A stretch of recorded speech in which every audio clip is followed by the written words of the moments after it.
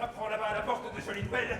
On se moque de mes ordonnances et l'on a fait refus de prendre le remède que j'avais prescrit. Monsieur, ce n'est pas... Voilà une hardiesse bien grande, une étrange rébellion d'un malade contre son médecin. Cela est épouvantable. Un mystère que j'avais pris plaisir à composer moi-même. Ce n'est pas moi. Inventé et formé dans toutes les règles de l'art. Il a tort. Et qui devait faire sur vos entrailles un effet merveilleux. Mon frère. Avec mépris. C'est lui. C'est une action exorbitante.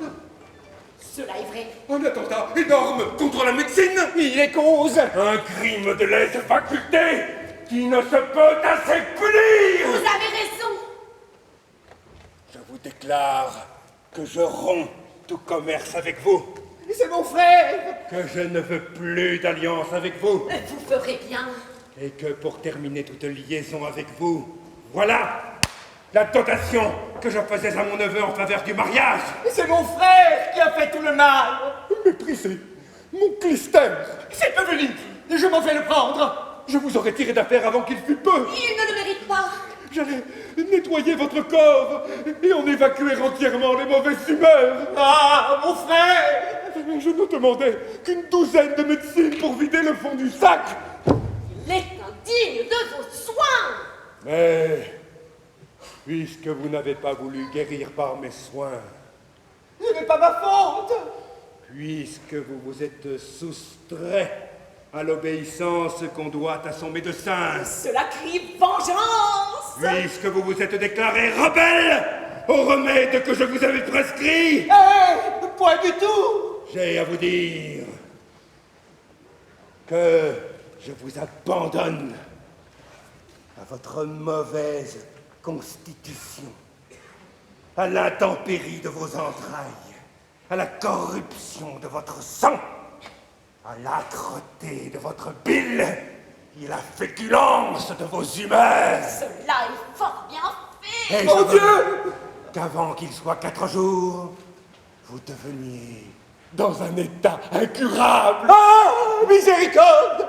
Que vous tombiez dans la bradypepsie. Monsieur Purgon. De la bradypepsie dans la dyspepsie. Monsieur Purgon. De la dyspepsie dans la pepsie. Monsieur Purgon. De la pepsie dans la lianterie. Monsieur Purgon. De la lianterie dans la dysenterie. Monsieur Purgon. De la dysenterie dans l'hydropusie. Monsieur Purgon. Et de l'hydropusie dans la privation de la vie vous aura conduit votre folie. Ah. Oh mon Dieu. Je suis mort. Mon frère, vous m'avez perdu. Quoi? Qu'y a-t-il? Je n'en puis plus. Je sens déjà que la médecine se venge. Vous êtes devenu fou, mon frère. Vous êtes devenu fou. Et je voudrais donner beaucoup de choses pour qu'on ne vous vit pas faire ce que vous faites. Mais tâtez-vous un peu, revenez à vous-même et ne donnez point temps à l'imagination. Vous voyez les étranges maladies dont il m'a menacé. Le simple homme que vous êtes. Il dit que je deviendrai incurable avant qu'il soit 4 jours. Et ce qu'il en dit, que fait-il à la chose? Est-ce un oracle qui a parlé? Il semble à vous entendre que M. Purgon tient dans vos mains le filet de vos jours, et que d'autorité suprême, il vous en allonge ou vous en raccourcisse le cours, comme il lui plaît. Frère, mon frère, songez que c'est en vous-même qu'est le principe de votre vie. Et le courroux de M. Purgon n'est pas plus capable de vous faire mourir que ses remèdes de vous guérir. Non, voilà une aventure, croyez-moi, à vous défaire des médecins si vous le voulez. Ou si vous êtes né à ne pas pouvoir vous en passer, il est aisé d'en choisir un autre, avec lequel vous puissiez courir moins de risques. Ah, mon frère, il sait tout mon tempérament et la manière dont il faut me gouverner. Il faut vous avouer que vous êtes un homme d'une grande prévention et que vous regardez les choses avec d'étranges yeux. Monsieur, voilà un médecin qui demande à vous voir. Et quel médecin? Un médecin de la médecine. Ah! Je te demande qui il est. Je ne le connais pas. Mais s'il me ressemble comme 2 gouttes d'eau, et si je n'étais sûre que ma mère était honnête femme, je dirais que ce serait quelques petits frères qu'elle m'aurait fait depuis le trépas de mon père. Fais-le venir. Eh bien, mon frère, vous êtes servi à souhait. Un médecin vous quitte, un autre se présente. J'ai bien peur que vous ne soyez cause de quelque malheur. Non, encore, vous en revenez toujours là. Voyez-vous, j'ai sur le cœur toutes ces maladies que je ne connais point. Ces Monsieur, je vous prie d'agréer mes petits services pour toutes les saignées et les purgations dont vous aurez besoin. Monsieur, je vous suis fort obligé. Par ma foi, voilà Toinette elle-même. Monsieur, je vous prie de m'excuser, j'ai oublié de donner une commission à mon valet. Je reviens tout à l'heure.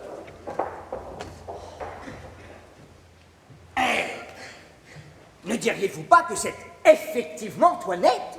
La ressemblance est forte, en effet, mais on a déjà vu ces sortes de choses. Et les histoires sont pleines de ces jeux de la nature. Pour moi, j'en suis surpris et... Que demandez-vous, monsieur? Comment? Ah, ne m'avez-vous pas appelé? Moi? Non. Oh, il faut donc que les oreilles m'écornent. Demeure un peu ici pour voir comme ce médecin te ressemble. Ah oui, j'en suis d'avis. Mais je l'ai assez vu. Et j'ai affaire là-bas. Si je ne les voyais tous deux, je croirais que ce n'est qu'un. J'ai lu des choses surprenantes sur ce type de ressemblance. Et en notre temps, nous avons vu un exemple où tout le monde s'est trompé. Pour moi, j'aurais été trompé à celle-là. J'aurais juré que c'est la même personne. Monsieur, je vous demande pardon de tout mon cœur. Cela est admirable. Vous ne trouverez pas mauvais, s'il vous plaît, la curiosité que j'ai eue de voir un illustre malade comme vous êtes, et votre réputation qui se répand partout, peut excuser la liberté que j'ai prise. Monsieur, je suis votre serviteur.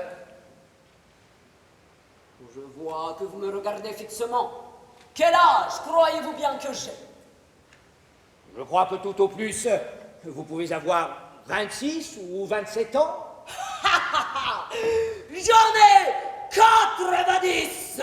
90? Oui, vous voyez là en effet des secrets de mon art de me conserver ainsi frais et vigoureux.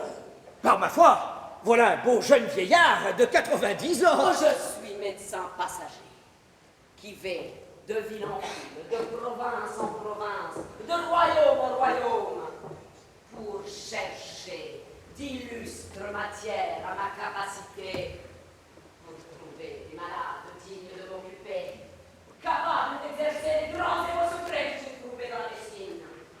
Je délaisse de m'amuser à ce menu fatras de maladies ordinaires, à ces bagatelles de rhumatisme et de flexion, à ces vapeurs, à ces fièvres et à ces migraines.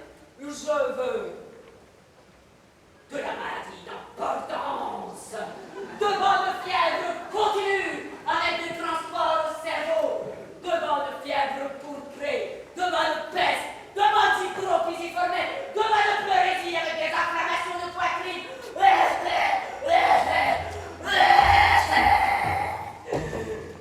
Voilà où je me plais, voilà où je triomphe. Et je voudrais, monsieur, que vous eussiez toutes les maladies que je viens de dire, que vous fussiez désespéré, abandonné de tous les médecins à l'agonie, pour vous montrer l'excellence de mes remèdes et l'envie que j'aurai de vous rendre service. Monsieur, je vous suis fort obligé des bontés que vous avez pour moi. Donnez-moi votre pouls.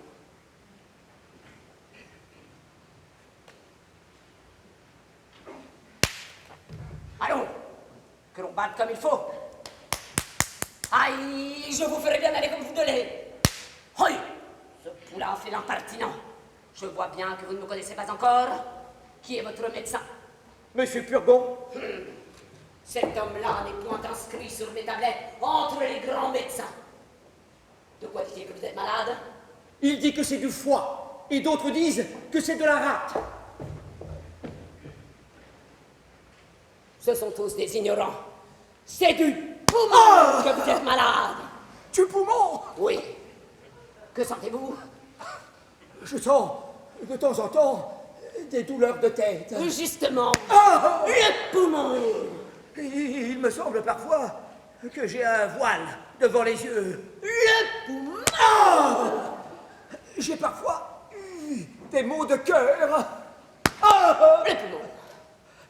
Je sens aussi des lassitudes par tous les membres. Le poumon. Ah! Et il me prend des douleurs dans le ventre, comme si c'était des coliques. Ah! Le poumon. Vous avez appétit à ce que vous mangez? Oui, monsieur. Vous aimez à boire un peu de vin? Oui, monsieur. Le poumon. Il vous prend à petit sommeil après le repas et vous êtes bien à l'aise de dormir. Oui, monsieur. Le poumon, vous dis-je. Que vous ordonne votre médecin pour votre nourriture? Il m'ordonne du potage.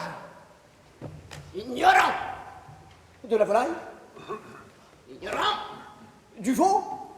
Ignorant. Des bouillons. Ah, ignorant. Des œufs frais. Non, ignorant. Et le soir, de petits pruneaux pour lâcher le ventre. Ignorant. Et surtout, de boire mon vin fort trempé. Ignoratus. Ignoranta. Ignorata. Il faut boire votre vin pur. Et pour épaissir votre sang, que vous avez trop subtil, il faut du bon gros bœuf, du bon gros porc, du bon fromage de Hollande, et du riz, et des galettes, et du gruau, et des marrons pour coller et conglutiner. Votre médecin est une bête. Je vous en enverrai un de ma main, et je viendrai vous voir de temps en temps, tandis que je serai en cette ville. Vous m'obligerez beaucoup. Que diantre faites-vous de ce bras-là? Comment? Voilà un bras que je me ferais couper tout à l'heure si j'étais que de vous. Et pourquoi? Ne voyez-vous pas qu'il tire toute une nourriture à soi et empêche ce côté-là de profiter? Ben oui, mais j'ai besoin de mon bras. Et vous avez là un œil droit que je me ferais crever si j'étais en votre place. Crever un œil? Ne voyez-vous pas qu'il accommode l'autre et lui dérobe toute sa nourriture? Croyez-moi, faites-vous le crever au plus vite, vous en verrez plus clair de la gauche. Cela n'est pas pressé. Adieu. Je suis fâché de vous quitter si tôt, mais il faut que je me trouve à une grande consultation qui doit se faire pour un homme qui mourut hier. Pour un homme qui mourut hier? Oui, pour aviser et voir ce qu'il aurait fallu faire pour le sauver. Jusqu'au revoir. Vous savez que les malades ne reconduisent point. Voilà un médecin fort habile. Ah bah oui, mais il va un peu bien vite. Et tous les grands médecins sont comme cela. Me couper un bras, Me crever un œil, afin que l'autre se porte mieux. J'aime bien mieux qu'il ne se porte pas si bien. La belle opération de vendre borgne et manchot.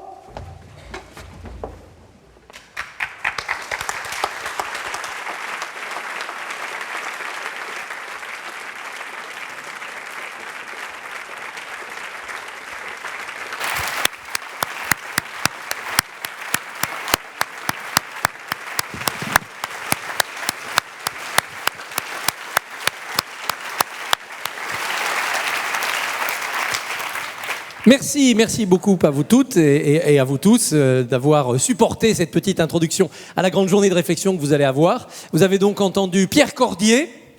Bravo. Morgane Locker et Helman Le Pas de Sécheval.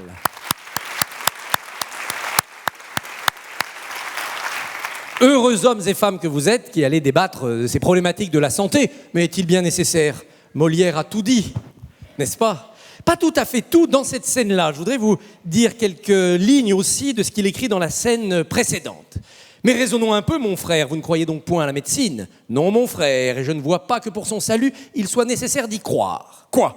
Vous ne tenez pas véritable une chose établie par tout le monde et que tous les siècles ont révérée? Bien loin de la tenir véritable, je la trouve entre nous une des plus grandes folies qui soit parmi les hommes. Et regarder les choses en philosophe, c'est ne voir point de plus plaisante mascarade Rien de plus ridicule qu'un homme qui se veut mêler d'en guérir un autre. Pourquoi ne voulez-vous pas, mon frère, qu'un homme en puisse guérir un autre ? Par la raison, mon frère, que les ressorts de notre machine sont des mystères, où jusqu'ici les hommes ne voient goutte, et que la nature nous a mis au-devant des yeux des voiles trop épais pour y connaître quelque chose. Toute l'excellence de l'art des médecins consiste en un pompeux galimatia, en un spécieux babil qui vous donne des mots pour des raisons et des promesses pour des effets. Voilà ce que Bérald dit de la médecine. Évidemment, tout est faux. Vous n'allez pas débattre, si j'ai bien compris, des maladies d'hier, que sont devenues la bradypepsie, la pepsie, la lianterie. Quand on va voir son médecin, on nous dit rarement des choses comme cela. Vous allez discourir des maladies de demain. Alors pour vous faciliter le travail, j'en ai analysé et identifié quelques-unes qui nous ont saisis en cette rentrée où les bonnes fièvres fortes sont de mise. Vous avez pu voir qu'une partie de la population est saisie de macronite fulgurante. Il faudra trouver des remèdes. D'autres se plaignent d'une sarcose irritante. Et puis, nous avons un phénomène assez répandu de sondalgie hollandaise. À vous de trouver les remèdes aujourd'hui à ces maladies. Plus sérieusement, je suis surpris, moi, de voir dans ce début de campagne ou de pré-campagne présidentielle les thèmes qui affleurent. La plupart des candidats, dans leurs nombreux ouvrages, dans leurs nombreux discours, évoquent la santé, évoquent la protection, uniquement sous l'angle du coût. Et les plus généreux d'entre eux nous disent « la santé a un prix, n'a pas de prix, mais elle a un coût ». Ben non, la santé n'a pas de prix tout court.